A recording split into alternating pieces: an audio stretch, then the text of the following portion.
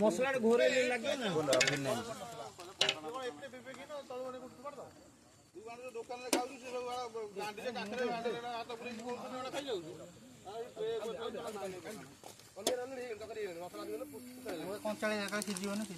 आज रुबुल आज कौन कहे फीस्ट आयोजन कारण कौन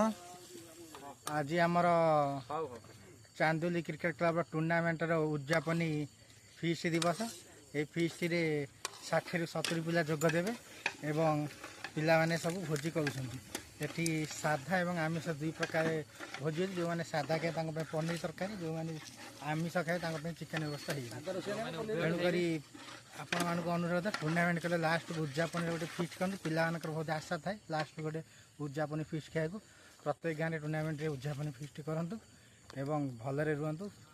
भातृभावना स्थापन कर जय जगन्नाथ जाऊ आमर पनीर बनूची साधा वाला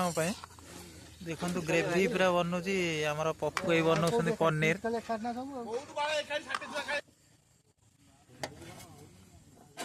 नगद टमाटर आई संगे बिलरू तोड़ा टमाटर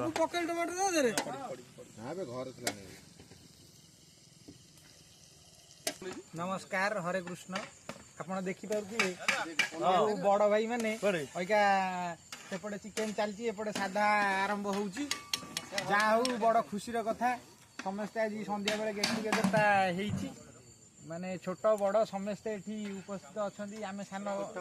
आम बहुत सान आम अबिका आसिक उपस्थित हलु भाई मैंने सब आयोजन सारी सारे आम खाली खाइए रेडी